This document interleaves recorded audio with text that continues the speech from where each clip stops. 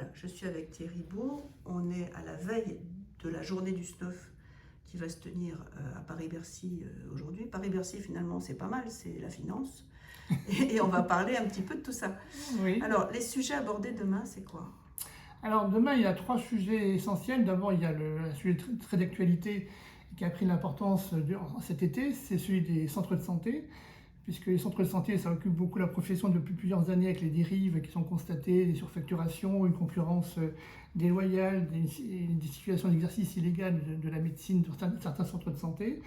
Et donc l'assurance maladie, après avoir beaucoup observé les centres de santé, a décidé de réagir, puis aussi a modifié la législation, la réglementation la convention entre les centres de santé et l'assurance maladie. Donc maintenant, elle peut déconventionner les centres qui sont les plus déviants. Donc il y a eu 5 centres qui ont été déconventionnés en février et mars. Et là, depuis cet été, depuis le 21 août, il y a 13 centres de santé de la chaîne Alliance Vision qui sont déconventionnés et dont la plupart sont en train de fermer. Parce que du coup, leur modèle économique ne fonctionne plus. S'il n'y a plus de tiers payant qui fonctionne, s'il n'y a plus de prise en charge à 100% des patients, les patients ne viennent plus parce qu'il faut qu'ils payent 95% de leur poche.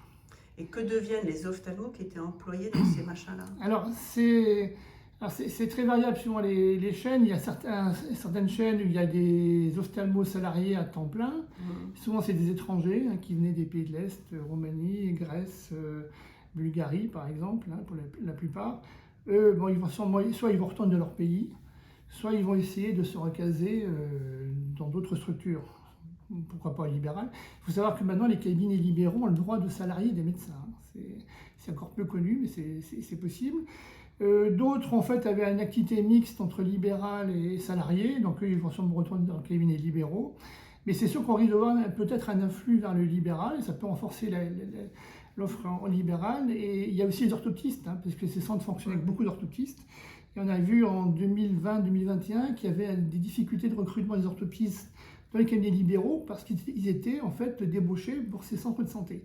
Donc ça va peut-être permettre de faire revenir 100, 200 orthoptistes vers la médecine libérale. Si j'ose ce mauvais jeu de mots, la débauche des centres de santé permet de réembaucher dans nos centres à nous. On peut l'espérer, quoi. Ouais. Cela dit, tous ces centres-là, il ne faut pas croire qu'ils vont se laisser faire comme ça. Et ils ont tous essayé de faire annuler les décisions pour l'instant par la justice de l'assurance maladie. Ils ont tous été déboutés pour l'instant, mais ils vont partir ensuite vers des procédures qui vont durer des années. Parallèlement, la CNAM et puis les ARS vont également porter en justice les affaires, puisqu'il y a beaucoup de plaintes pénales contre ces centres, et donc il y aura des procès qui vont durer des années et des années. Et escroquerie. On l'a vu d'ailleurs pour les centres dentaires. Les centres dentaires, ils ont commencé à dévier il y a une dizaine d'années, et beaucoup sont encore en procès. Et donc en fonctionnement? Alors, pas nécessairement. Par exemple, la chaîne Dentexia a disparu. Dentexcellence, la plupart des centres ont fermé. De toute façon, maintenant, avant, ils restaient ouverts parce qu'il n'y a pas moyen de les déconventionner. Maintenant, depuis novembre 2022, on peut les déconventionner. Et la loi Katabi qui a été votée là, au mois de mai au Parlement, elle va entrer en application progressivement d'ici la fin de l'année.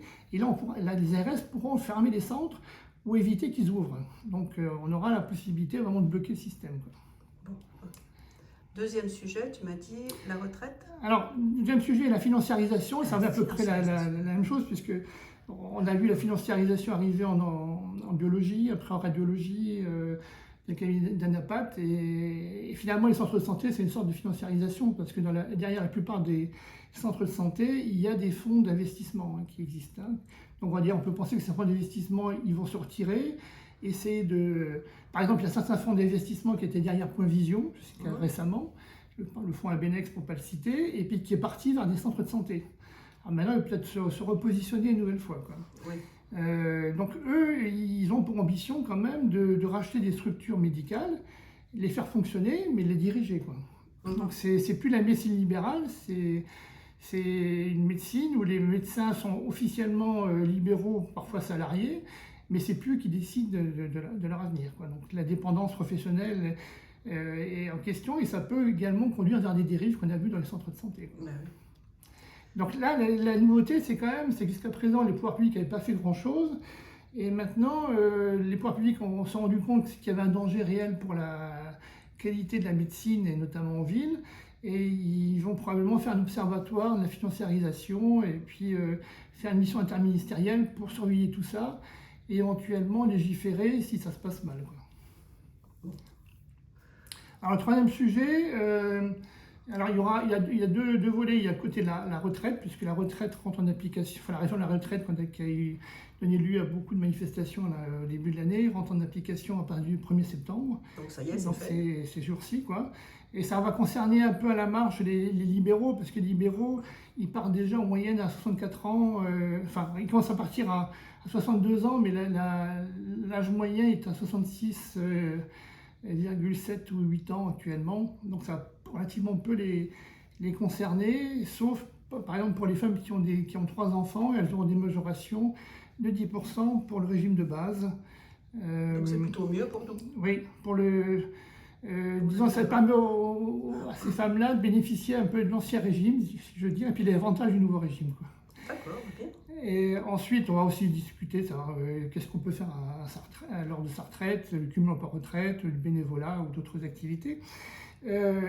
Ensuite, quelque chose d'actualité aussi, c'est la convention médicale qui a échoué dans ces négociations en février. Et il est question de la redémarrer. Et puis bon, on va essayer de discuter avec l'assurance maladie demain pour voir quelles sont les pistes.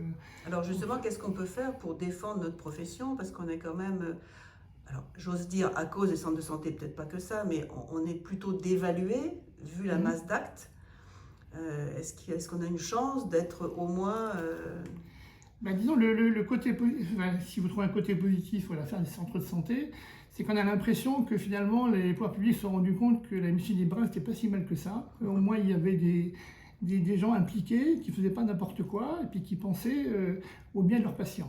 Parce que dans certains centres de santé, c'était vraiment pas le sujet, il fallait engranger le maximum d'argent, le maximum d'actes, et quelle que soit la demande du patient, finalement il sortait avec la même chose, quoi. Donc là, il y a intérêt quand même à ce que, ne serait-ce que parce que la médecine libérale, ça représente 90% de l'activité en ville, ils ont quand même besoin d'arriver à négocier avec nous. Il y a également le problème de l'inflation, puisque depuis 2-3 ans, comme on a perdu 10-15% de revenus, et puis on a des charges qui augmentent, l'énergie, les salaires, tout ça.